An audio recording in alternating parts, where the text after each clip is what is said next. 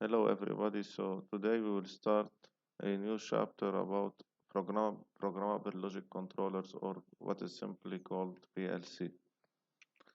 So to start, we will start. So in this chapter, we will look at three main parts. First of all, an introduction about the PLC. What is the PLC? Second, we will look at the PLC hardware structure, and lastly, we will look at the ladder programming and some examples about how to program a PLC. So to start, what is a PLC first of all? But before starting by the PLC, we'll look at the major problems in controlling of industrial systems. So, so in industry, in several examples and most examples in industry, we need to switch a contact when we control a device, any type of device. If it's a drill, if it's a motor, if it's a conveyor, whatever. So we need to control the switching of the device, okay, to turn it on, to turn it off at simple location and for some conditions. So for example, we can, okay, turn on the drill once we are to move it until we reach the surface, and then we start the drilling. Okay, so when we start drilling, we need to go in a certain depth inside the piece, etc. So we have several switching to be done so to switch first of all the movement of the drill, and the second the turning the motor on. Okay, so for this reason, for this application, we will have to control it in a certain way. If we want to change, for example, the configuration, we need to connect the switches and everything in opposite way. So usually we use switches to switch on or off the motor. Each motor has its own control device inside. Okay, so its own controller in terms of PID or something like that. But we give an order to switch on or off the motor, or to switch on or off the conveyor, or to switch on or off any type of device, a solenoid, a valve, etc. So the idea is that, okay, when we change the rules for the control action, so we need to change the wiring. And for a simple system, it's not a big challenge. But once we go in for more complex systems where we have a lot of wiring, this easily becomes a challenge and time consuming and cost consuming. So that's why it was proposed in industry, and the PLC has started and has converged due to some need in industry. And this need in the industry was, okay, to design a flexible system that can redo the wiring, reset the switching, by simple program and not by actual physical switching. So that's why the PLC was introduced in industry. So the main project, we'll talk about it later, but the main objective was to design a flexible module to perform the switching of the system. Okay, so a programmable logic controller is a special form of microprocessor-based controller of machines and processes. So it's based on a microprocessor as a CPU inside, as the brain of the PLC, and usually it's used to control machine and processes. So the PLC uses a programmable memory to store instructions and to implement functions. Some of the function of the PLC are logic function, like we'll see later, sequencing to perform a sequence of actions, timing, so we can set some timers for some applications. So turn, for example, a light for 2 seconds, turn off, for example, the drill after 5 seconds, or after 30 seconds. Okay, so we can set some timers and inside our work. Okay, we can perform counting of elements. Some, like in the example of a conveyor, we need to, for example, to count the items that is passing inside the conveyor, so we can use a counter. We can use, okay, so also it can be used for doing some arithmetics that are used for our program. So usually the PLC, it's used to switch on or off some inputs. Okay, so using the control of the inputs, we can switch on or off the output, sorry. Okay, so for example, the inputs may be sensors, sensor signals, it may be switches, push buttons, okay, to turn or simple push buttons to turn on or off or something like that. And so using the inputs, the signal of the inputs, and by a certain program, we can control the outputs, and the outputs may be motors, valves, solenoids, etc. Several types of elements. So this is the basic concept. So we switch on or off the signal on the outputs by using a program and not by physical switches. And this is the main advantage. So PLC are designed to be operated by engineers with a limited knowledge of computers and computing languages. So we don't really need to know how to program or to how is the computer constructed or the architecture, or we don't need to know C or Java or Python or any type of programming. And for sure, we don't need to know about assembly to work with PLC. So it's really designed to be flexible, easy to program, and modular for several types of applications, and also to be adapted to the industrial environment. Okay, so the term logic, so programmable, since it can be programmed, so it's intuitive. Logic is here because we can the programming is primarily concerned with implementing logic and switching operations, like we will see later. So we are implementing some switching operation based on some logic. We can use and, or, nor, etc. All of these logic functions inside the PLC. And the PLC have the great advantage that the same basic controller, and this is the main advantage, the same basic controller can be used with a wide range of control systems. Okay, this is also important. So we can modify the set of instruction to modify the control system. So simply by writing or implementing another program, we can modify the control system. Okay, so there is no need to rewire.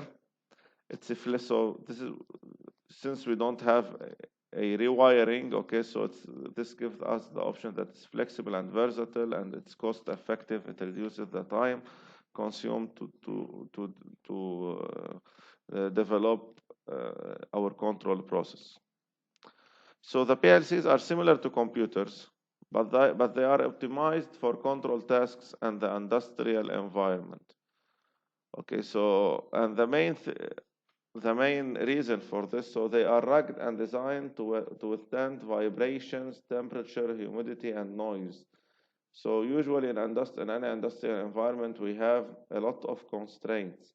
So we may have vibrations due to the machines that are operating. So since we have large machines, so we may have some problem in temperature depending on the environment. We may have some problems of humidity, of noise due to the interference, and a lot of other aspects. So this is very important. So they are designed to withstand such type of environments, okay, by design. Okay, so they can handle a large variation of temperature, vibrations, humidity, etc. In contrast with other type of computers or microcontrollers or whatever.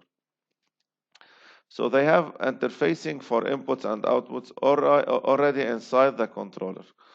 And we have analog and digital also inputs and outputs, so we can control both, but all the interfacing is inside the controller.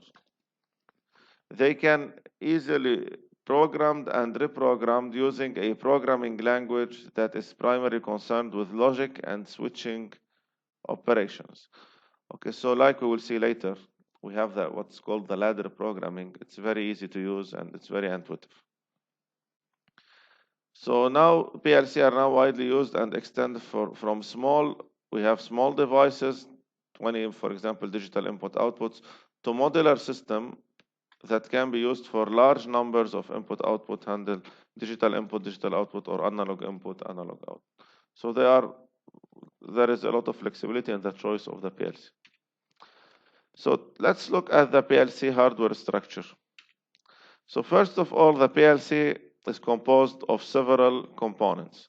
The main component is the processor. Okay, the processor is the the CPU. Okay, so it's the unit containing the microprocessor, and it's the brain of the PLC. So it controls everything. So the processor interprets the input signals. Okay, and depending on the program that's stored in the memory, it carries out the control actions to be done. So this is the first component. So also the processor controls and processes all the operation within the PLC. Okay, so it is usually supplied by a clock, and the clock has a frequency typically between 1 and 8 megahertz. So that means we can perform between 1 million operation per second and 8 million operations per second.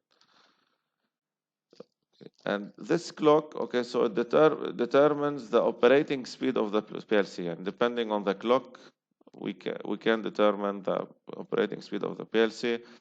And also the clock is used to provide timing and synchronization for all the elements. So this is our first component, the processor. The second component is the power supply. And the power supply units usually converts the AC voltage to the low DC voltage, 5 volt, to operate the processor and the circuits in the input and output interface modules. So in the PLC, we work in low DC voltage, but it's usually a branch to electrical sector. So the input is AC, so the power supply will convert the AC voltage to the low DC voltage. Since the processor usually work in DC and not in AC, and a lot of circuits, a lot of inputs and outputs also work with DC. So for example, if we have a relay, we can switch on or off the relay using low voltage, but then the low voltage is using to control high current. For example, if we go back, for example, here to this example, we may have a switch or, for example, a relay or something like that is operating on a low voltage to switch on or off motor with large current. Okay, so this is typically we control the relay using DC, but in practice the motor can be controlled in AC. Okay. The third element is the programming device. The programming device that is used to enter the required program into the memory of the processor.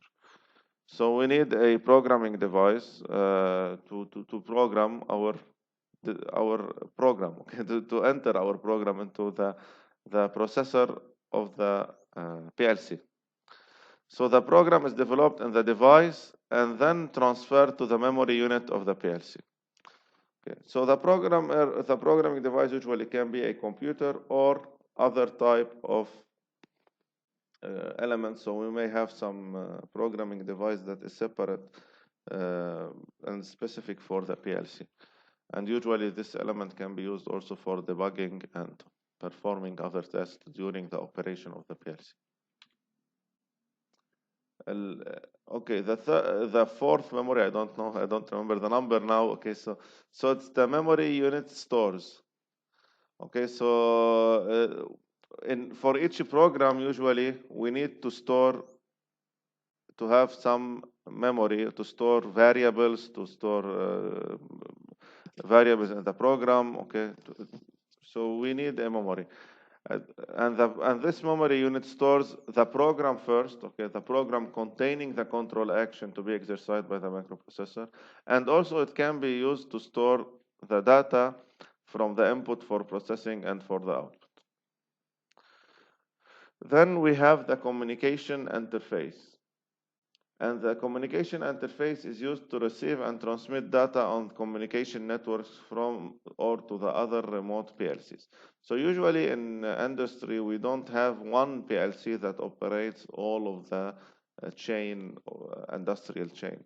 So we may have several PLCs. Okay, we have one which is used for as a supervisor for all the system, and the others are used to control one or several plants, machines or plants. Okay, so that's why we need a communication between these PLCs, and the communication is done usually by the communication interface module. And this is important to synchronize our process and our industrial chain.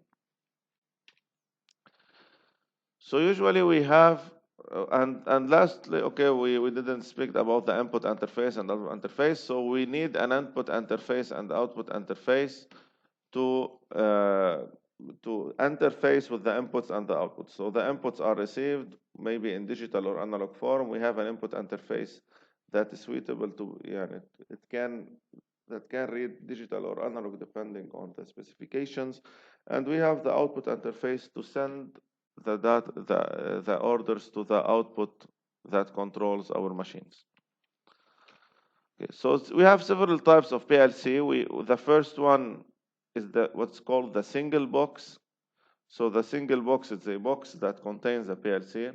It might have 6 to 24 inputs, so depending on the design, and 4 to 16 outputs, and it has a memory that can store 300 to 1,000 instructions. So this is a single box that is compact, that can be used, for example, for some small devices, etc. But once we go for more complex and more advanced device, we use mostly what is called the modular rack types. The modular rack types, so it has separate modules for power supply. So we have racks here, and each rack has its own modules.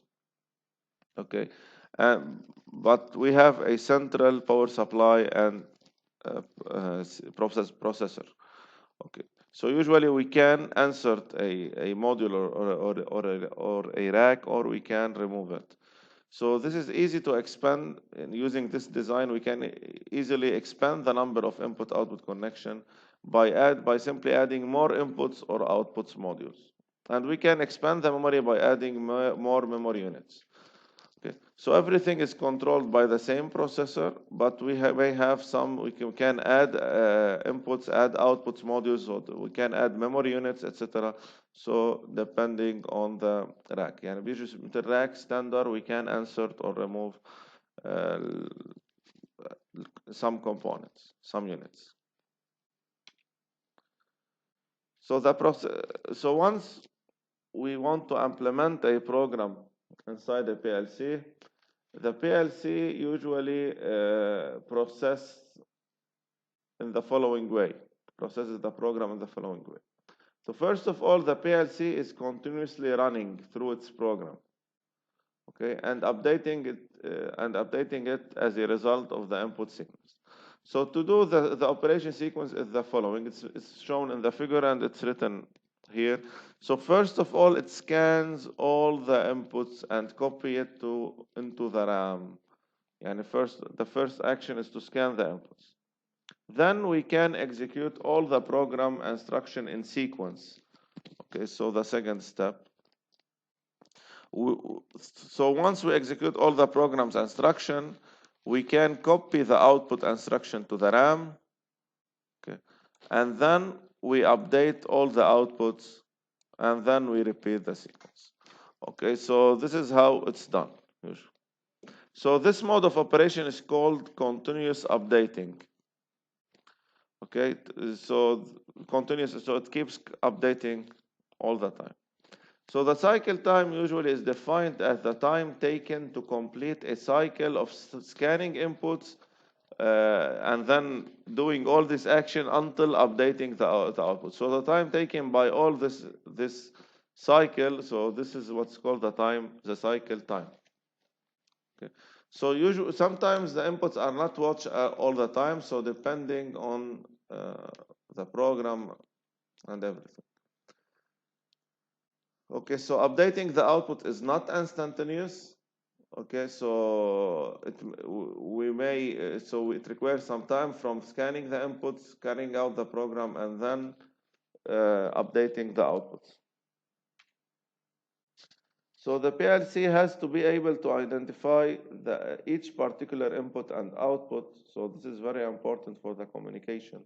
And since we have several inputs and outputs, so we need to define somehow the addresses, the address of each element. So the address allocates the address to each input output. So we need to, for each input and output, have a certain address. And this address usually is represented by two elements depending on the design على manufacturer, what is the PLC brand. Okay, we may have several different types of addresses schematics. Okay, so this is an example for Siemens semantic S5 addressing. So how it's written, we have a byte number and a dot and a bit number. So the dot separates between the byte number and bit number. So usually the inputs and outputs are arranged in groups of 8, and that's why we have a byte number that can access several elements. So each group is termed a byte, and each input or output within a group of 8 is termed a bit. Okay, so usually if we write I01, this means this is the input at bit 1 in byte 0. And if we write Q20, this means an output at bit 0 in byte 2. So the first one is the byte, the second one is the bit. And so the inputs and outputs, so we may have, okay, the first one is 0, then 1, then 2. These are the bytes. So the modules, and each module contains several bits, 8 bits. So we can access the bit. So we are accessing the module first. Okay, and then we access which bit in this module are we accessing. So using this notification or this address okay, representation, this address. So okay, so now we have introduced what is a PLC, the hardware, the addresses, etc. So now we will start looking how to program our PLC. So that's why we'll start with what's called the ladder programming. So why it's ladder? So since it is similar, and once we will write it, it's similar to a ladder, like we will see. So the ladder programming was developed as a means of writing programs that can then be converted into machine code by software for use with PLC microprocessor. So we write the programs using ladder programming, and then the program will be converted into the machine code by certain software that comes usually with the PLC microprocessor. So an example of the ladder programming, so we have a DC input, okay, a switch, for example, and a motor to be controlled. So using the switch, we can turn on or off the motor. This is the electrical circuit. Okay, in ladder diagram, we can represent it in the following way. So we can represent it as two lines that represent the power rails of the ladder diagram. Okay, so we may have line 1, line 2, or neutral, etc. Okay, we have the switch and the motor. The switch and the motor usually are represented horizontally, and the horizontal lines are called rungs of the ladder. So that's why it resembles to a ladder. So we have the two vertical rails of the ladder, which are the power rails usually. So the power rails, and then we have the horizontal lines that are called the rungs of the ladder. And here we have our control actions that is happening. So just to make sure, here we have a DC input that controls maybe an AC input, so the power rails, okay, maybe AC. So with the ladder diagrams, we have no attempt, so no attempt is made to show the actual physical locations. Okay, so we are not actually doing the actual physical location. So we are doing a simple diagram. So the emphasis is on clearly showing how the control is exercised. Yani this is an example. Here we have two switches, 2 and 1, okay, that controls, and we have the halting switch that control a motor. So the ladder diagram here is used to start and stop a motor using push buttons, not switches, okay, push buttons. So to push the button and then we release, and then the motor should continue operating or stopping, depending on what we are pushing. So we have two push buttons, and here we have a halting switch. So in the normal state, the push button 1 is open and push button 2 is closed. This is the normal state. So this means that the current will not pass. Okay, since the halting switch is also turned off. Okay, so once we we press on the push button 1, the current will start passing and the motor will start operating, and so we will push. Once we press on the push button 1, the current will pass and the holding switch also will close and will be kept closed, like we'll see later how we can do this. So the current will continue passing after we release the push button 1. Okay, and to stop the motor, we need to press on the push button number 2 to break the contact here. So this is a typical example that for controlling a motor, turning on or off the motor. And since in the industry usually everything is controlled, or most of the things are controlled using push buttons and not switches, so we don't maintain the contact, we just simply press on a push button to start the operation or to stop the operation. So we have several conventions to be adopted. First of all, the vertical lines represent the power rails between which circuits are connected. Okay, so we have the lines of the power rails. The power flow is from the left-hand vertical rail to the across a rung to the right power. So this is also important. Each rung defines one operation in the control process. Okay, so this is also important, so we can process each rung alone to understand the program. And a ladder diagram usually is read from left to right and from top to bottom, as shown here. So first of all, we start by reading the first one, okay, and we finish the first rung, then we pass to the second rung, and then we read the instruction, etc. So the sequence is like we have mentioned before. So we read the status of all the inputs and store it in the memories. Then we read the input from the memory and implement the program. Okay, and we store the outputs in memory. And last of all, we update all the outputs after. From the memory, we can get the values and update all the outputs. And lastly, we reach the end rung to stop the program.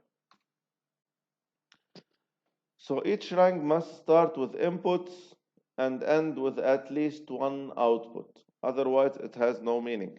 Okay. So it needs to start with the inputs and end with at least one output. And the idea is that we cannot have something. We cannot inverse also the order. Usually we place the inputs and then the outputs after. So as the program is scanned, the outputs are not updated instantly, but the results stored in memory and all the outputs are updated simultaneously at the end of the program scan. Once we finish the first reading the first rung, okay, we will store what is the value of the output, and then we go to the other. So we'll store all the values, and then at the end of the program, once everything is stored, all the outputs are stored, then we update all the outputs at the same time. The updating on is not done at the same time of execution of the program. It's done at the end of the sequence. So electrical devices are shown in their normal condition, normally open or normally closed, and also this is important. And usually a particular device can appear in more than one rung of a ladder. For example, if we have a relay may control several elements. So the same relay can be used to control several elements. So it may appear several times on several rungs, okay, depending on the application. So the inputs and outputs are all identified by their addresses. Okay, so as we have mentioned, so we need to specify which address in the ladder program. So writing a ladder program is equivalent to drawing a switching circuit. So this is the symbols for the normally open switch, a normally closed switch or relay, and this is also the symbol of the output coil. So if the power flow is to it is on, then the coil state is on. So this is a coil, output coil. So depending on the application, if the power flow here is on, so this will be turned on. And this coil can turn on later. And this is similar to the coil of a relay. It will make output, this one may be used to control motor, to control solenoid, to control valve, to control several elements.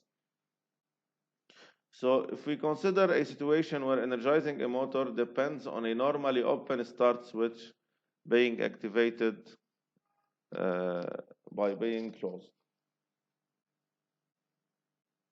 Okay, so the idea is that, okay, we can connect simply a switch and then an output, okay, and in this case, we can control our system by, this is a normally open, okay, start switch.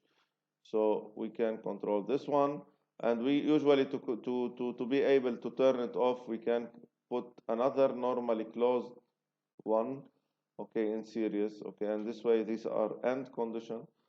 So at the beginning, in the normally open situation, this will not work. This one is normally closed, so it will pass the current, but this one is normally open, so the current will not pass. So once we press, for example, when you push button, this one will be turned off. This one will be closed, and it will pass the current, so the current will pass. And if we press on the first one, okay, so the normally closed, we can break the contact. So here comes the logic operation. So in the logic operation, we have an AND, OR, NAND, NOR, etc. So this is the design for the AND operation. So if we have two inputs, like we mentioned here, we had one input two, for example. The first one was normally closed, the other one is normally open. So if we have two inputs placed in series like that, so will be an AND condition. Yani both of them should be on in order to energize the output. If we use the OR condition, it's placed in parallel, so the current may pass in the first one or in the other one. So that's why it's in an OR condition. And using this design, it's sufficient to have only one input that is on in order to energize the output. We have the NAND condition. NAND, so it means it can be used, and if we have A plus B, okay, the NAND condition, so if we are using A plus B bar, so it can be A bar, AB bar, we have AB bar, so the AND condition here. So it can be decomposed into A bar plus B bar. So it can be an OR, but with not condition. Yani it's the opposite of A or opposite of B, and it can also be represented in the following way. So since it's an OR, so we have an OR here, so we have the parallel configuration. And since we have A bar and B bar, so we have the opposite. So here A and B are normally open, here are normally closed. So this is the complementary value. So if we turn on, so if we can have input and output, okay, so they are the opposite of the previous one. Okay. So here, if we have both of them are 0, the output will be 1. and we are switching the condition on A and B. It's the opposite of AND, okay, completely. So if one of them is 0, also the output is 1. But if both of them are 1, the output will be 0. We have also the NOR. And the NOR, if we have A plus B bar, okay, in logic, so it can be written A bar and B bar, okay, so it's a AND condition for the complementary signal, so that's why we have input A, input B in their normally closed configuration, and they are placed in series, and we AND. So the logic table of that represent this condition usually is the following. So the NOR configuration, if both of the inputs are 0, the output will be 1, otherwise it will be 0. And we have also what's called the XOR condition. And the XOR condition is used usually to look if the inputs are different. So in the logic table, if the inputs are different, the output will be 1. And if the inputs are similar, يعني سواء كانوا 0 or 1, the output will be 0. So this is what's called the exclusive OR. So it can be represented as A and B bar plus or يعني A bar and B. So this is what's called the exclusive OR, and it can be represented in the following way. Yani this means the system will operate if A and B are different. As you look, if A is on, okay, and since B is here the normally open, so we'll go like that. And if it's the opposite, we will go like that. But if A and B are both 0 or 1, it will not work. Okay, so now we will reach the PLC ladder program using latching. Yani, what is the latching? In the latching, we need to keep the state of the memory. Okay, so that means that if we have a latching circuit is a self-maintaining circuit in that after being energized, it maintains the state until another input is received. Yeah, it will keep the state, it will keep it as a memory, and it will continue operating. So let's take an example. In the following example, so we have input A and input B is normally closed. So now if we have a push button to control the input A, so once we press on the push button, the switch will close, or the relay will close, and the current will pass. Okay. So now once the output is energized, the output is connected to also a relay that will be closed and will be maintained closed, even if input A now is off. If we release the push button, okay, so in this case, the current will not pass from this device, the current will pass from the line into this configuration. لأنه these two are in OR configuration. A is used just to turn on the circuit, okay? But once the output is energized, the output will be kept energized until pressing on the B structure. Until pressing on the B structure.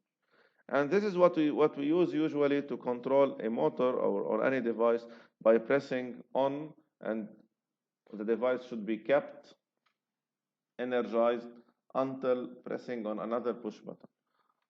Okay, so this is a form.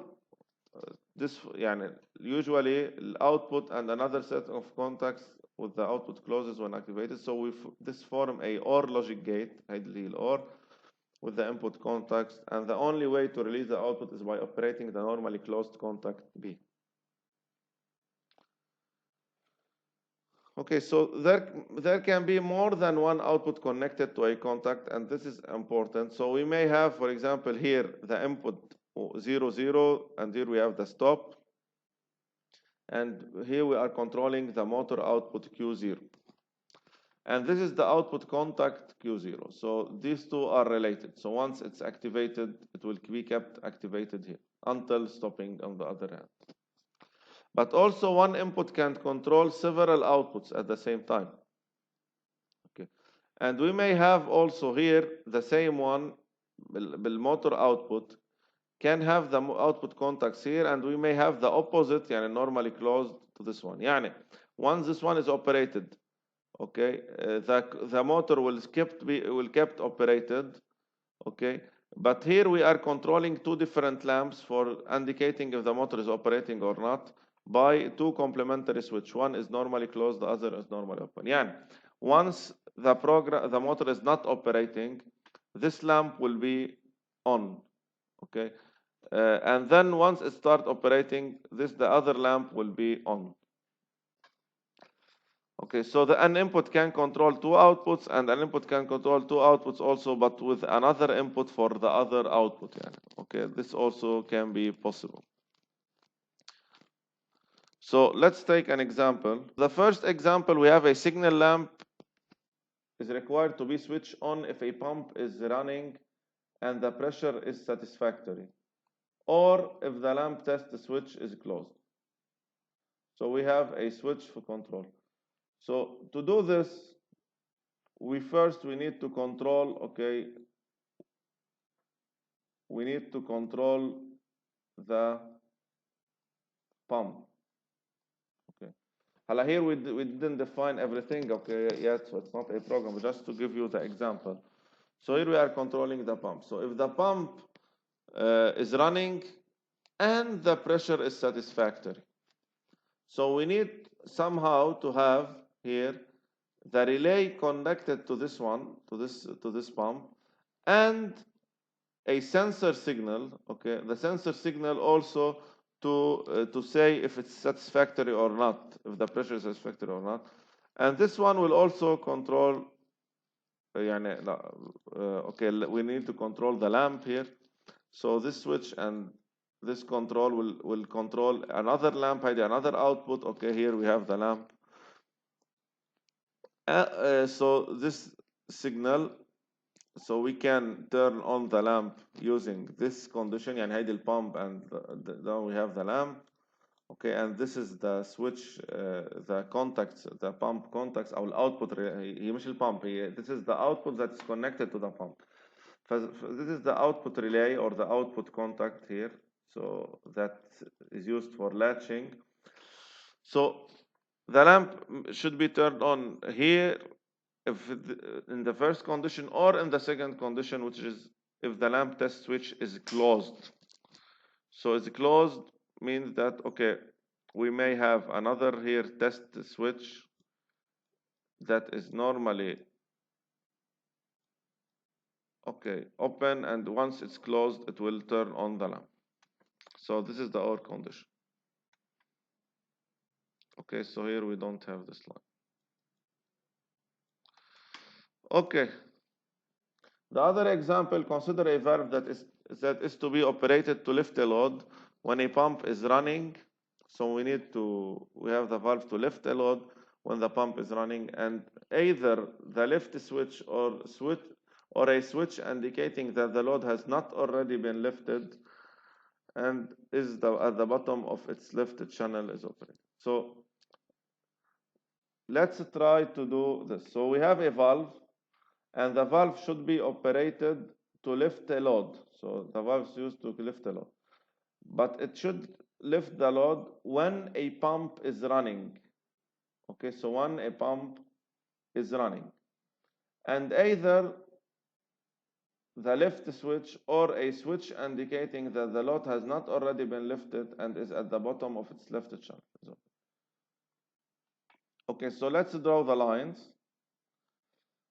And the valve is an output, and it should be operated, يعني load is something external, so we are controlling the valve using an output. But this valve is operated when a pump is running. So we need somehow we have a pump, so first of all we need to turn on the pump. Okay, so we need to turn on the pump. Okay, this is the first condition, and we have a first condition that pump is on. And on the second one, we have either the lift switch or a يعني في عنا هون is and we have an and condition, and here we have two possible operations. I know it's calling either. So we have the left switch, so we have a left switch, we call it LS, okay, or a switch indicating that the load has not already been lifted. Yani we should be this one, or the other one, a switch indicating that the load has not already been lifted and is at the bottom of its left channel is operated. So here we need a somehow a memory to indicate that the load has not already been lifted and it is at the bottom of its left channel. Okay, so the bottom of the left channel is operated, so we need a sensor also value. Sensor indicating it's a sensing indicating the bottom, and we are in the bottom. Yani limit switch or something like that. And sensor we may, it's a switch, but it's a limit switch. Okay, so let's do it. So first of all, we need to activate a pump. So let's say, okay, we have a start, and we may have also a stop of the pump. Okay, by doing the configuration, turn it on, and then keep it by performing a latching, okay, of the pump, if you want to say, okay. So here we have the switch of the pump. So I'm not writing the one, and this is not a proper exercise, this is just to give you the example. Then we will do all the indication in the next session. So now, then once the pump is on, so here we have, so this is for the pump, okay, and this is also for the pump. So now the pump is running, so we need to operate. We have an AND condition, so we have also two conditions. The other one is we have the limit switch, LS. Okay, I will call it LS. We have already said it's the left switch, okay. So we have the limit switch. Our left switch, I did switch for the left. I will say this one is left, we'll call it left, okay. Or here we have the limit switch, okay. So either the left switch or a switch indicating that the load has not already been lifted and it's at the bottom of its left, and the limit switch. And we have the left or the limit switch with the AND condition, and this one will activate the output related to the valve. And we may add, لأنه عم بيقلنا load has not already been lifted, so we can add here something for the memory to check the state of the valve. It may be a normally closed, has not already been lifted. So this is an example of how the ladder programming is done. So by this we will reach the end of this lecture. Next time we will continue with the PLC programming using ladder programming. Okay. See you next time.